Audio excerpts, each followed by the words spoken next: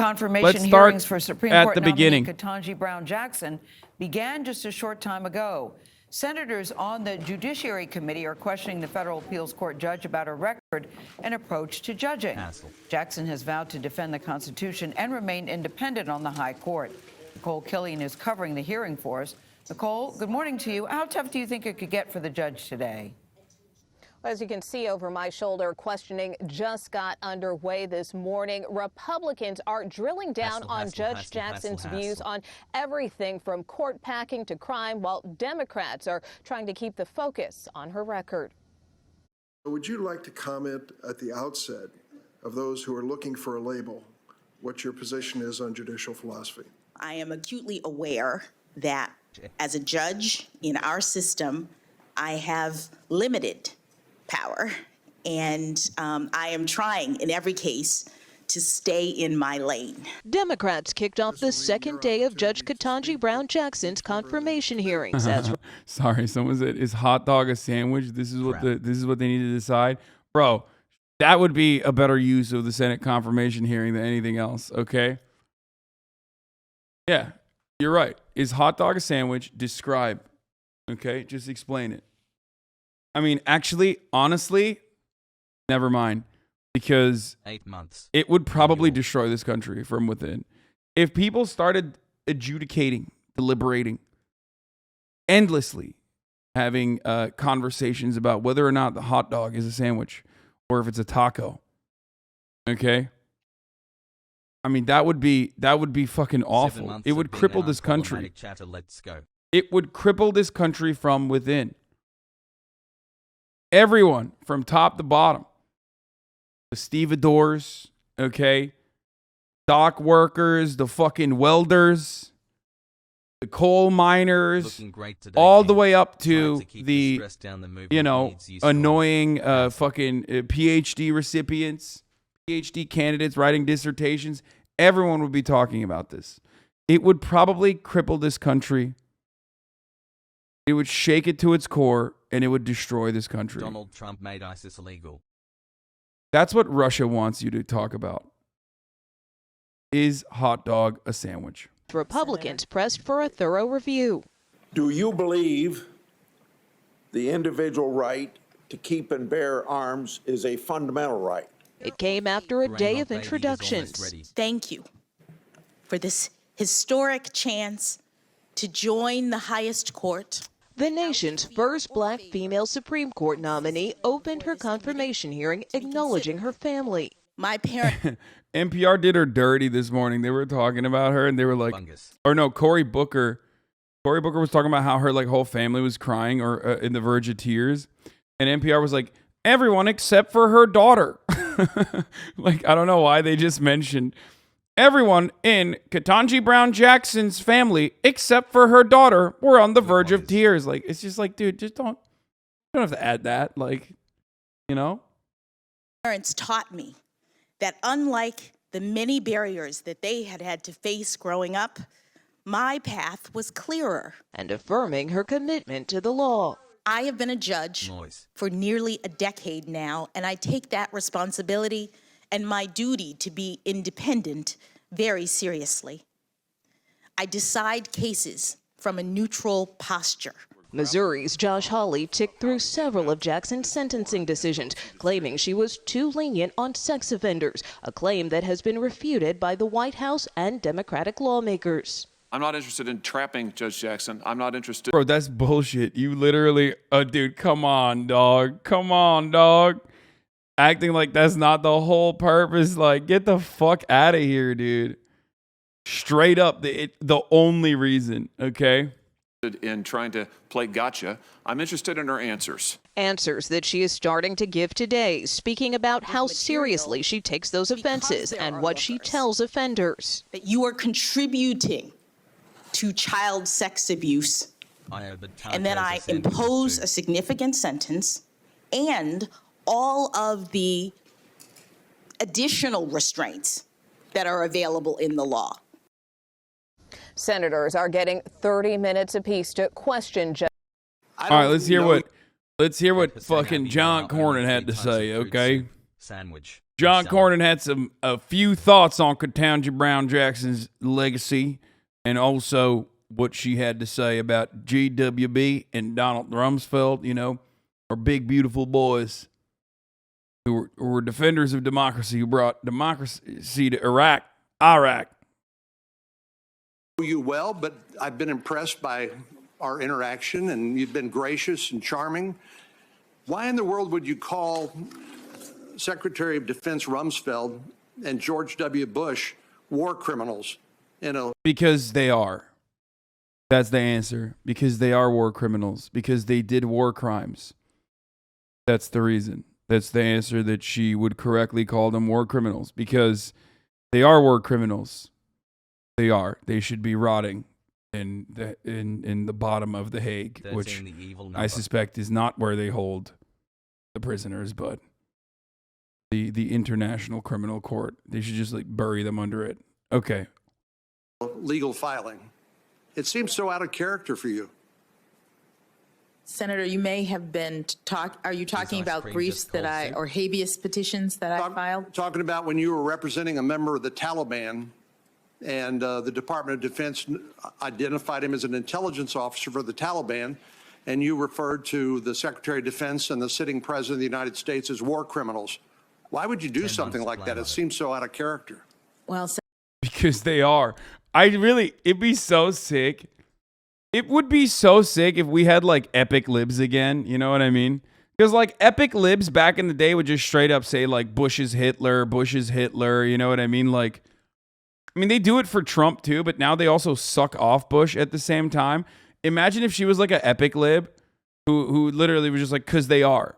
Because George W. Bush is a war criminal and did 9/11. You know what I mean? Like fucking boom. Blammo. Real blammo moment right there. That'd be fucking absolutely incredible. Bruh. Senator, I don't remember that particular reference, and I was representing my clients and making arguments. I'd have to take a look at what you meant. I did not intend to disparage the president or the Secretary of Defense. Aw, womp womp. That's whack, dude. Being a war criminal has huge ramifications. You could be Speaking of being a war criminal having huge ramifications, Joe Biden had a brain fart and was like, "That's right, Jack, look alive. Vladimir Putin's a war criminal." And like, obviously to the Norman or even to the international relations understander, like, we know that like every fucking major nation's leader has done war crimes, right? Like, obviously, I mean, it's pretty funny. Like, we're fucking literally war criminals. Our entire government is responsible for endless amounts of war crimes, including like the sanctions on Afghanistan that have currently killed 12,000 children. 12,000 children so far. That's what our sanctions have done to Afghanistan and the government that we put in a position of power. So, you know, we're just doing war crimes like nonstop, right? Which I will get to in a second. But it's wild. Past 1 year. But anyway, Joe Brandon said Putin was a war criminal, and basically the Russian government said they're going to completely just pull from any sort of diplomatic conversations. Like, they threatened to say that they would no longer, they called Joe Brandon a fake friend, basically, and said, like, you can't do that. You can't call us a war criminal. be subject to the jurisdiction of the International Criminal Court and hauled before that international tribunal and tried for war crimes. So it's not a casual comment, I would suggest. Oh, isn't it? Well, hey, dumbass, like, that's what you deserve. You deserve it too, just for being a fucking piece of shit. How about that? Okay? But, like, they definitely deserve that.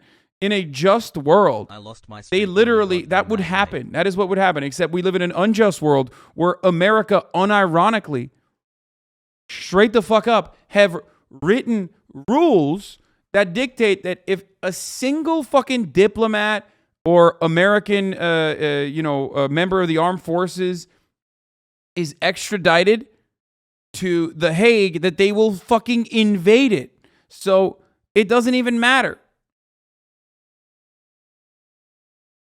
Jest. Thank you. His PR team obviously told him to call Putin a war criminal, which he almost fucked up. No, they probably told him not to call Putin a war criminal, and he fucked up and called him a war criminal. A few points here. Congressman Jim Clyburn was a strong supporter of Michelle Childs, and now I believe he is publicly supporting your nomination. And Michelle Childs has been nominated by President Biden to be a circuit judge, and she will be considered by this committee as quickly as possible. On the issue of Guantanamo, there are currently 39 Guantanamo detainees remaining. The annual budget for Guantanamo is $540 million per year. That's, hey, brother, that seems like good. It's not waste. Oh, do you have diabetes? Fuck you. Die. Sorry. We got to keep literally imprisoning people in our black site torture prison. Okay? Sorry. For 39 people, brother. 39 people that we need to keep torturing in our black site prison, specifically designed for avoiding habeas corpus laws, like avoiding human rights laws. That's why it's in Guantanamo. Okay? Like, no fucking trial, no due process, devoid of all of that. Specifically built, designed, and put on top of Guantanamo Bay so it's not on American borders, so we can violate human rights all the fucking time and torture these motherfuckers. Some of which are literally not even, we don't know. First of all, innocent until proven guilty, except no, they're guilty until proven innocent, except no, they will never be proven innocent because half the time there is no fucking trial. Okay? Only recent, I mean, there are some trials. Ketanji Brown Jackson is one of the fucking trial lawyers that defended a supposedly quote-unquote Taliban asset. So $500 million a year for a prison with less than 50 inmates is the greatest example of U.S. priorities and tax expenditures. Fuck yeah, dude. We're hiring a lot of people, dude. There's a McDonald's on that island. What do you mean? The United States pays Cuba $4,000 a month in rent for Guantanamo. Yeah, that's like bullshit too.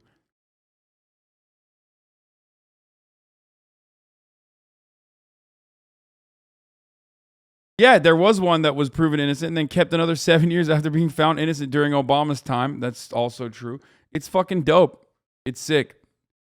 We are so disgusted. We're literally the worst country on the planet, dude. It's so fucking dumb. I think the desperation in which people are like clinging on to Russia also being bad kind of reveals why people are doing that, because like progressives want like another villain so that like people like me will shut the fuck up about America being the main villain. You know what I mean? But like I will never shut the fuck up about America being the main villain, because we are the bad guys. We do bad things all the fucking time. And you are literally stupid for not recognizing it or trying to desperately hide that truth from yourself so you can maintain your fifis about American exceptionalism and America being like a really sick, cool, and humanitarian country to live in. A country that doesn't even care about its own fucking citizens that haven't even committed crimes or anything. You know what I mean? Let alone its own citizens that have. Means each of these detainees is being held at the expense of $12 or $13 million per year. If they would be incarcerated at Florence, Colorado, the Supermax prison, federal prison, the amount would be dramatically less. Since 9/11, nearly 1,000 convicted in the United States on terrorism charges. Since 2009, with the beginning of the Obama administration, the recidivism rate of Guantanamo detainees released is 5%. Mr. Chairman, according to the Director of National Intelligence, is 31%. Somebody is wrong here. If you're going to talk about what I said, I'm going to respond to what you said. If we close Gitmo and move them to Colorado, do you support indefinite detention under the law of war for these detainees? By the way, he's saying it. They're openly talking about it. It's because we can't do indefinite detention without a trial if they move to Colorado. If they move to the United States, like we can't keep torturing them permanently.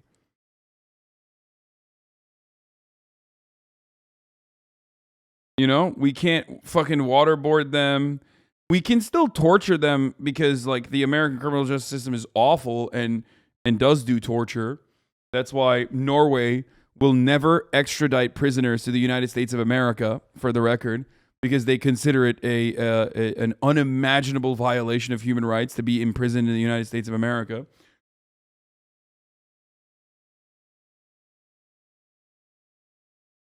Okay.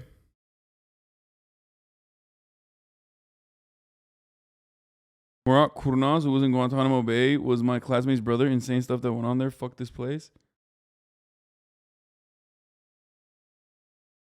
I live in Colorado. I don't think Coloradans should be tortured. I would just say I'm giving the facts. And The answer is no. I want to make sure that it's clear. The 31% you referred to goes back to the year 2009? 2000. What does it matter when it goes back to? We had them and they got loose and they started killing people. Well, I could just say that. If you're one of the people killed in 2005, does it matter to you when we release them? Suggest that a president of your own party released him in. I'm suggesting the Creating that system has danger. failed miserably, and advocates to change this system, like she was advocating, would destroy our ability to protect this country. We're at war. We're not fighting a crime. This is not some passage of time event. As long as they're dangerous, I hope they all die in jail if they're going to go back and kill Americans. It won't bother me one bit if Shut the fuck up, dude. What a paper tiger. Like, the only way he can posture is like by literally talking about how he loves torturing people. You know what I mean? Without fucking due process. Shut the fuck up, bitch. How about you go to Guantanamo Bay and get fucking blasted all day, every day, you fucking asshole. Just so fucked up, dude. It is like our criminal justice system is already disgusting as it is. Just putting them in normal fucking human rights violation factory, aka American prisons, is fine. You know what I mean? But no, you can't do that because then you can't have indefinite suspension, indefinite detention for without any sort of fucking trial whatsoever. Pog. 39 of them die in prison. That's a better outcome than letting them go. And if it costs $500 million to keep them in jail, keep them in jail because they're going to go back to the fight. Look at the friggin' Afghan government. It's made up of... They're going to go back to the fight? Dude, Donald Trump literally took the leader of the Taliban out of a fucking Pakistani prison, flew him into wherever the fuck they were having the negotiating the terms of their conditional withdrawal, did not even bring the Afghan puppet government that we had installed to the table because the Taliban was like, no, okay, no, absolutely not. Afghanistan is ours. And this motherfucker's like, I can't believe you. We need to kill these folks. I mean, look at Afghanistan. It's fucked up. Bitch, we have caused irreparable harm in Afghanistan, okay? We did that. You did that. You were a part of that. You were like responsible for it. It's fucking mind-boggling. Former detainees at Gitmo. This whole thing by the left about this war ain't working. Let me also note that Larry Thompson, who served as Deputy Attorney General under President George W. Bush, Oren Kerr, Special Counsel, Viet Den, who served as Assistant Attorney General for Legal Policy in the George W. Bush administration, John Bellinger, and former D.C. Circuit Judge, Solicitor General, and Independent Counsel Ken Starr were also prominent conservative lawyers signing a letter defending attorneys who represented Guantanamo Bay detainees. I don't believe that we should associate that activity as being inconsistent with our constitutional values. Why don't they ask her about the top of the hour? I'll talk to you a little bit about family and faith because in your opening statement... How important is faith to you? And the people who introduced you to the committee, there was very glowing praise of you as a person, a good friend. You have a wonderful family. You should be proud, and your faith matters to you. What faith are you, by the way? Senator, I am Protestant. Mm-hmm. Okay. Non-denominational. Okay. Could you fairly judge a Catholic? Senator. 3 months, Babby.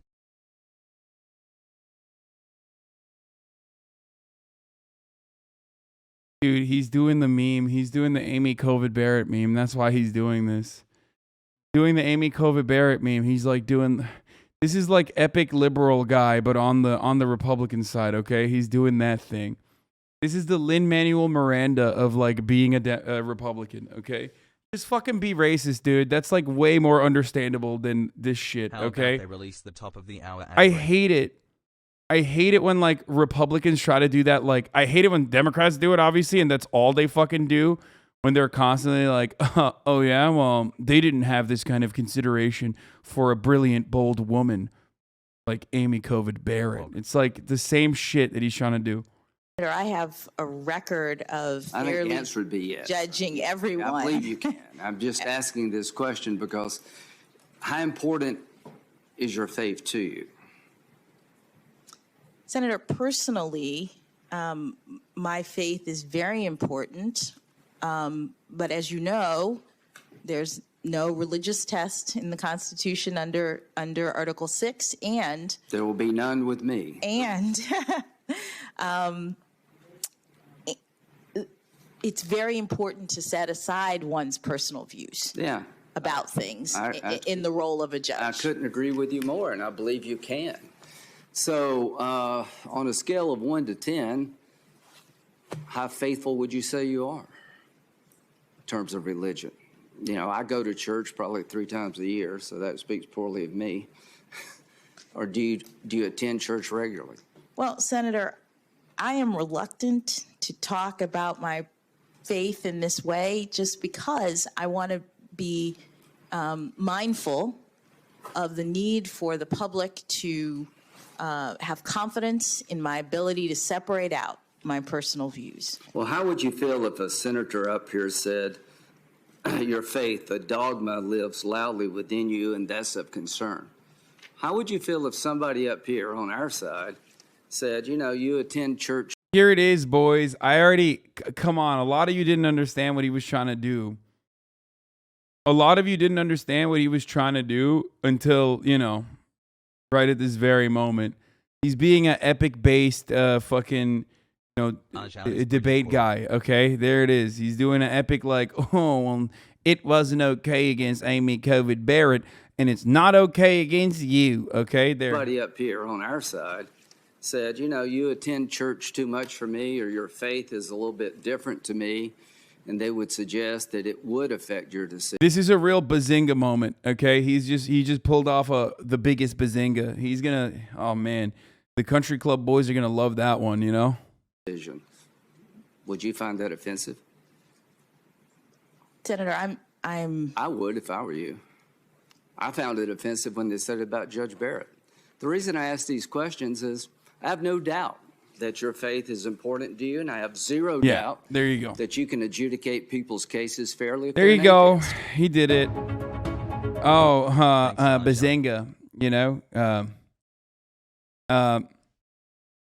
Judge Jackson, could you tell us properly at the top of the hour that there's a 60-second ad break, or will you lie to the HasanAbi broadcast watchers and not tell them that there's a top of the hour ad break that's coming for them?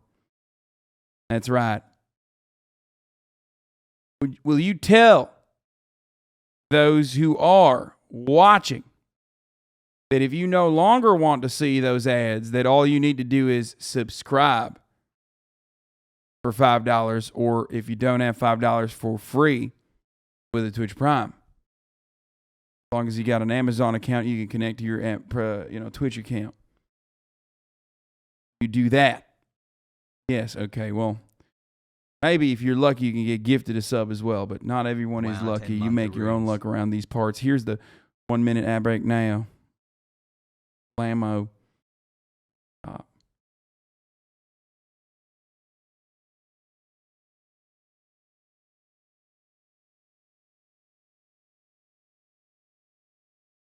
Yeah, we'll get to the racist babies in a second. Hold on.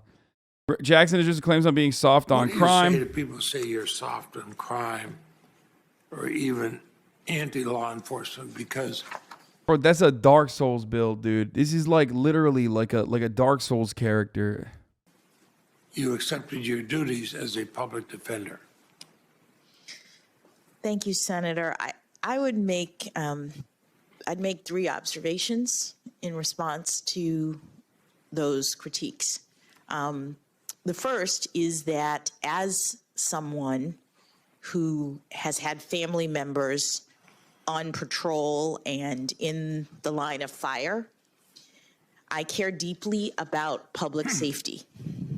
Motherfucker hollowed out. I know what it's like to have loved ones who go off to protect and to serve, and the fear of not knowing whether or not they're going to come home again because of crime in the community.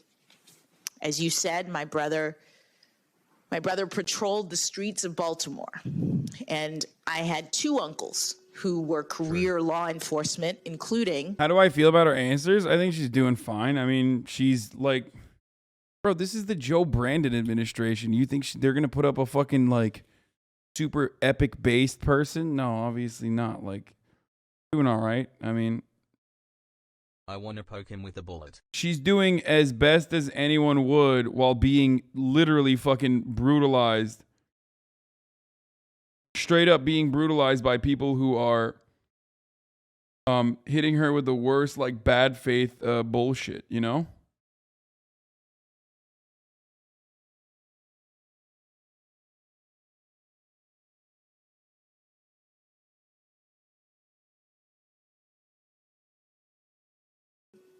One who became the chief of police of the City of Miami Police Department in the 1990s. So crime and the effects on the community and the need for law enforcement, those are not abstract concepts or political slogans to me. The second observation. I love when chatters just like lose their minds and go, 2 pots fucking. I got it, bro. Like, I know what that is. Like, I know, I've seen it. You don't have to just like, you've given up on being like, oh, this is a chiropractor cracking the back of another one. You're just like, 2 pots fucking, bro. Hey, what's up? What's going on, HasanAbi? Oh, we're watching someone get fucking confirmed. We're watching the confirmation hearing for, you know, the first African-American woman Supreme Court justice. That's 2 pots fucking, bro.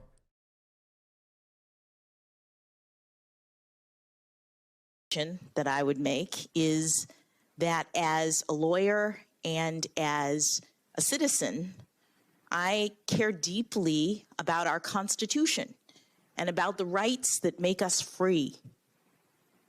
As you say, criminal defense lawyers perform a service, and our system is exemplary throughout the world precisely because I'm actually kind of surprised that Republicans are not jumping on the Joe Brandon is, you know, has elected you or has appointed you just because you're a black woman and that's racist. Like, because they were saying that before and kind of surprised that they're not anymore.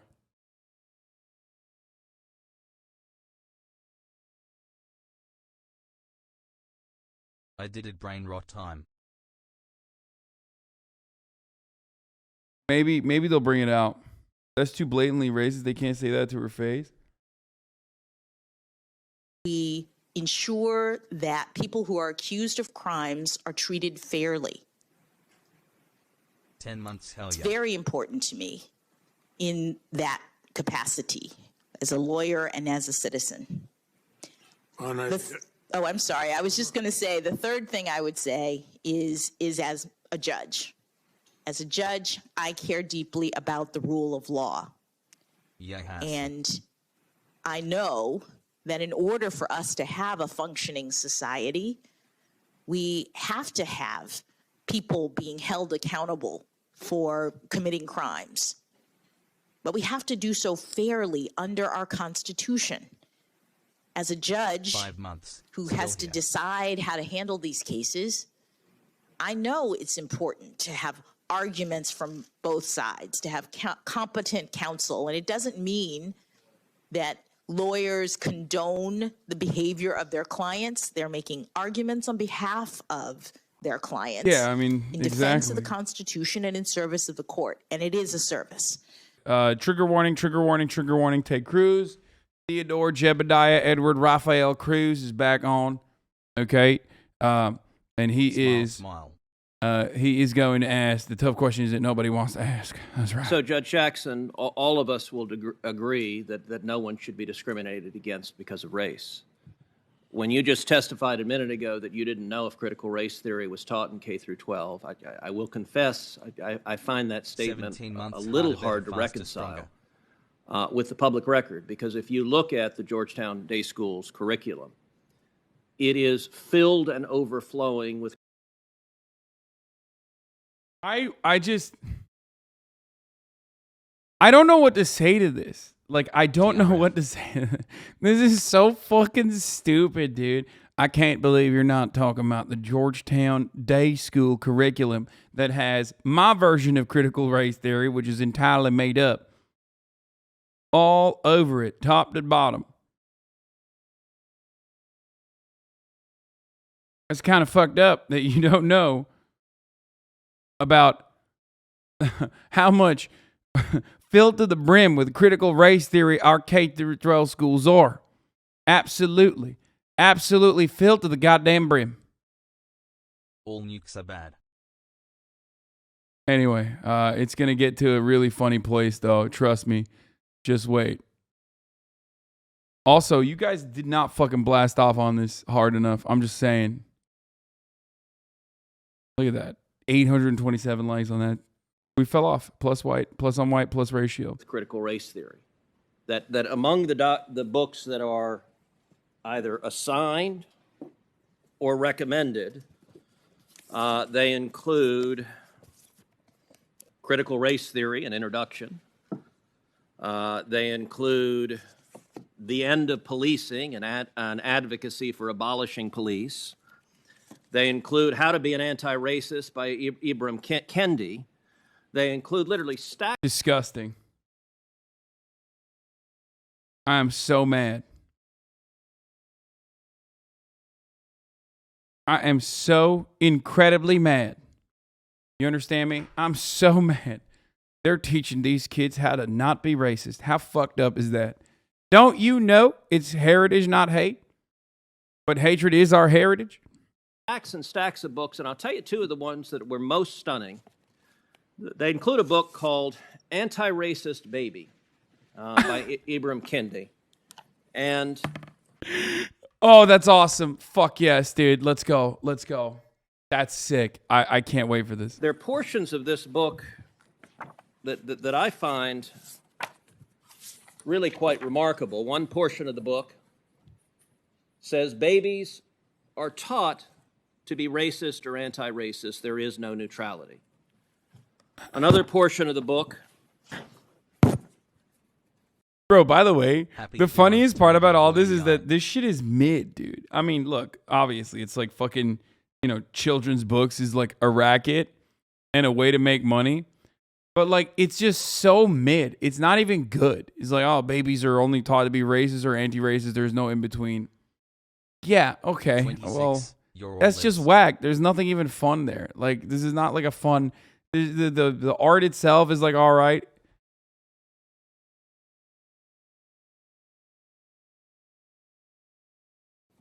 They recommend to babies confess when being racist. What? Now, this is a book that is taught at Georgetown Day School. What? Yo, anti-racist rhetoric is hilarious, dude. I'm sorry.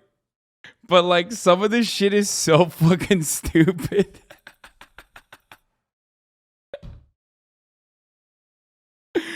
Oh, Jesus Christ, dude. Oh, okay.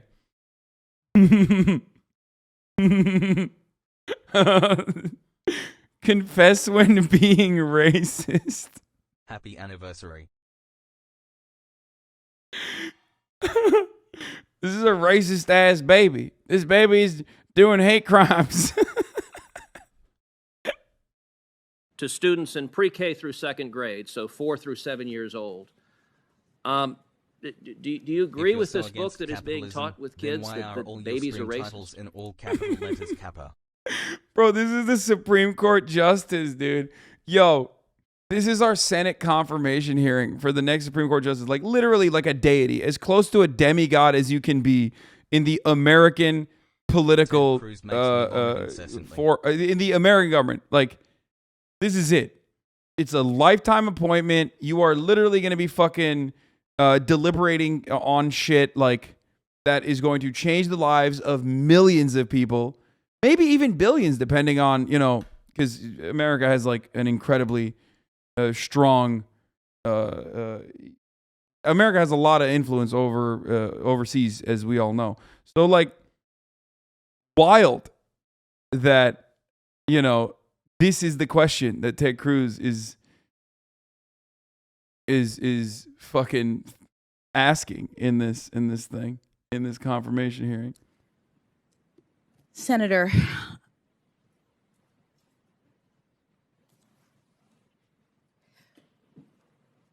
I do. Dude, what is that pause? Okay, that's taught with kids that babies are racist. Wait. Senator,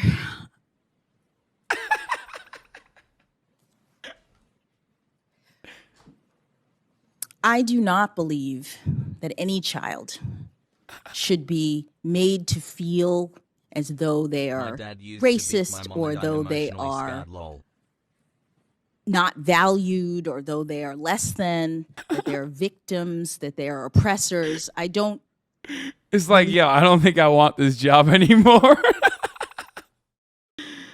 Yo, we are literally this is the worst country. We are, come on. You can't say this is a good country. Okay, you can't. You can't maintain the position that we're a good and normal country and then do this shit. Okay, you just can't. You can't do that.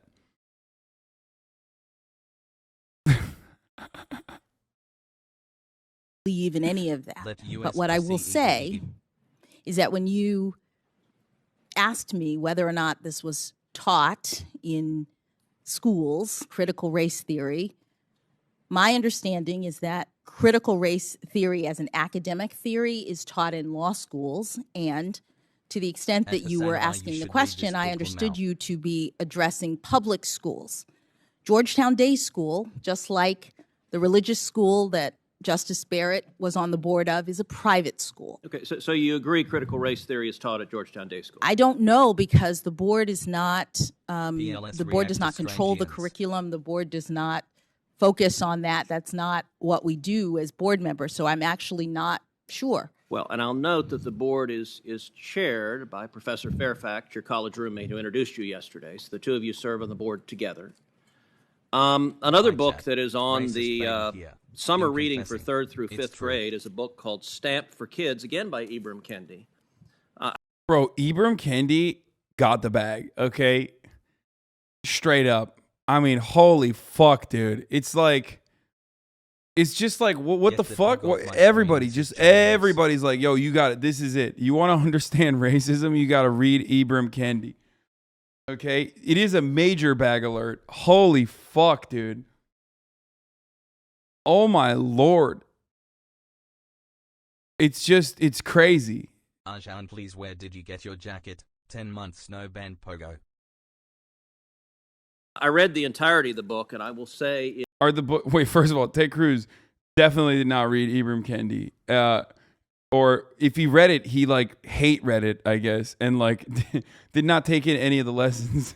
It is an astonishing book.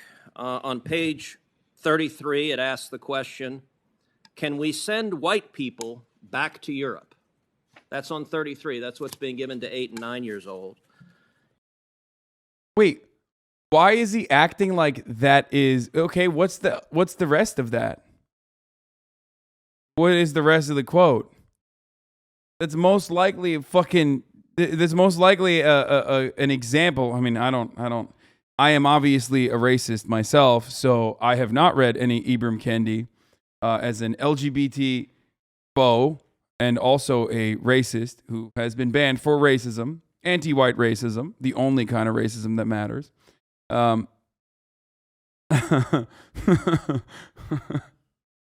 I'm going to go ahead and assume that the point of that hypothetical is to say like how silly it is to say that to black people. He clip chimped a book. Yeah. How are you gonna take a book out of context, dude? That's crazy. They like literally wrote letters in there. They wrote the words in there. It does not lend itself to be clipped out of context. It's crazy. It also, on page 115, I'm a racist baby, actually, I've realized. says the idea that we should pretend not to see racism is connected to the idea that we should pretend not to see color.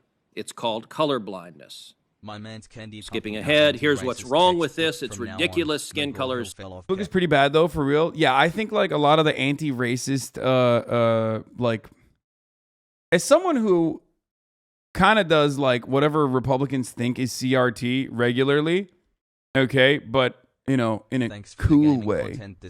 Okay, I think a lot of this fucking writing material is dumb as fuck. I don't know anyone. I've never met a person who's been like, yeah, I read this book and I'm no longer racist. You know what I mean? I feel like the anti-racism curriculum is maybe it's helpful. I don't know, but I do find it just fucking kind of dumb overall, you know? Yes, they're cringe, but talking about race with kids is literally always cringe. I don't think I got a single good lesson on racism in public school.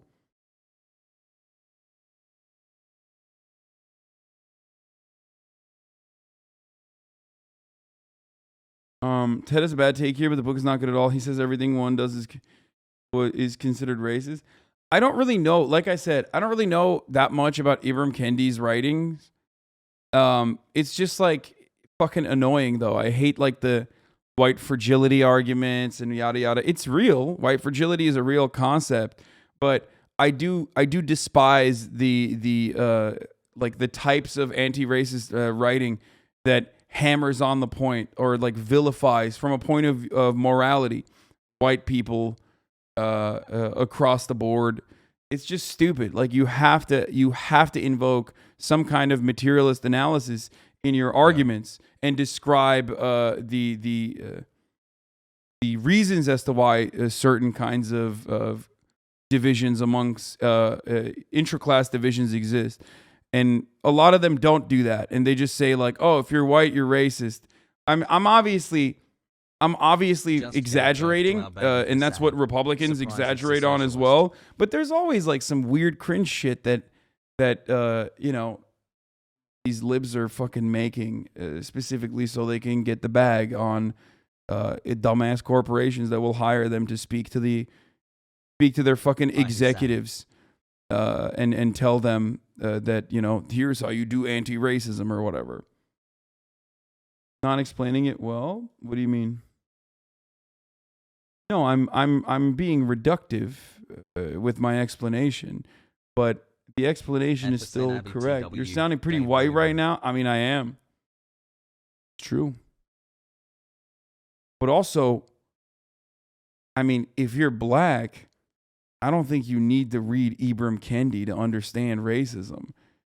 These books are literally fucking created for white people who are racist or who have racist points of view. That's the reason why this entire genre exists, is like anti-racism books. It's not for you, dumbass. You're black already. You know racism. You experience it every fucking day. You know, this is like quite literally, stay out of racist people's business, okay?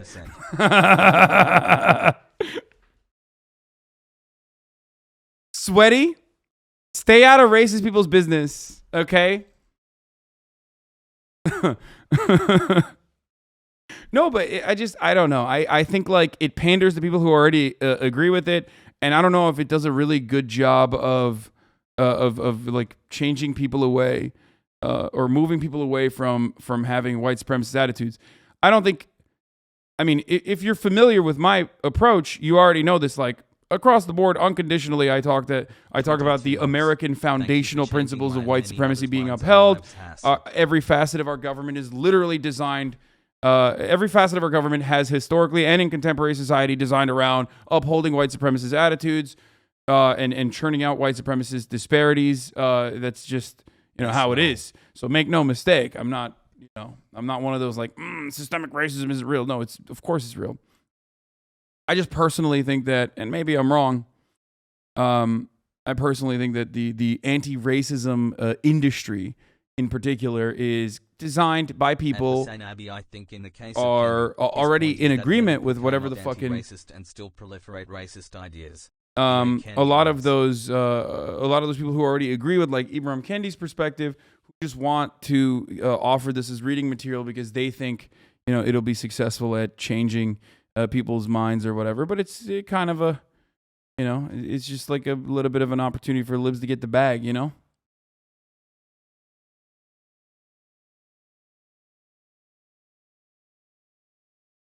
The things that I have seen of people that the things that I have seen of people in the anti-racism industry, it feels like it comes from a place of somewhat unhelpful place of just like changing people's minds by talking about how like everyone is unconditionally racist, even though it is true, or you can be racist or anti-racist. But I think like, feeding that subtly and feeding an anti-racism pill subtly is a little bit better, I think. Now. Help me, chat. Something we all absolutely see. Skipping ahead, so to pretend not to see color is pretty convenient if you don't actually want to stamp out racism in the first place. Now, what this book argues for is the exact opposite of what Dr. King spoke about on the floor of the Lincoln Memorial. And then I'm back. I'm like, it doesn't matter. You could literally write a book about how, you should write Fuck White People, the book, and it does not matter. It is literally nothing, and I mean nothing, is as horrible as what conservatives get to fucking say on a daily basis about black people, about historic black figures, about how whitewashed, the whitewashing that they engage in. It's over. You should actually give whips to the black students to whip the white students, and it still wouldn't make up for this rhetoric happening, okay? In fucking, in schools and all around, in every part of America. Holy fuck, dude. I am losing my fucking mind. Jesus Christ. And it's so normal. What I said is abnormal. What I said is insane, right? You're like, what the fuck? I can't believe he said that. That's crazy. But what Ted Cruz can get to say every fucking day is just like destroy the history and the background of a radical, democratic socialist, black civil rights leader and totally get away with it. And literally, in the most disgusting, the filthiest way possible, use his fucking quotes and not the rest of his work, where he even talks about how his dream is no longer realized and no longer can be realized, even to say some racist shit, to stand to stand against progress. It's fucking, it makes me so mad.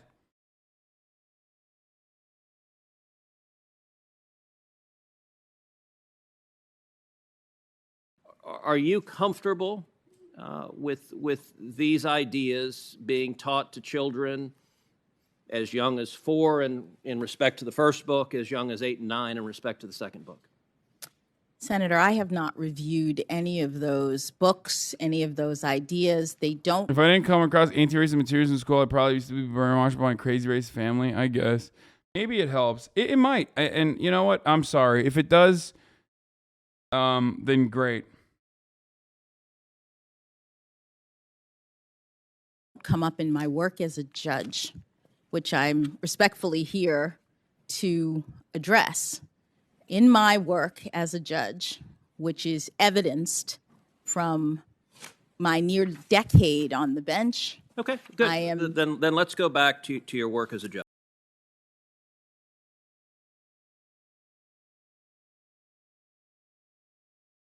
There is probably nothing more disgusting, nothing more heinous, nothing more racist than like using Martin Luther King's quotes out of context to literally justify being further racist. Like, I can't, in my mind, I can't imagine something. It's insane, dude. And that's another testament to how prevalent white supremacy is, okay? That's it. White supremacy is such a normative position that people can get away with doing that. Wow. It's it. People can get away with doing that. And that's what's taught in schools. That is, nobody knows about his fucking, nobody knows about his radical background, what he would be considered as a radical, why he would be considered a radical by today's standards as well. Love you, Dad.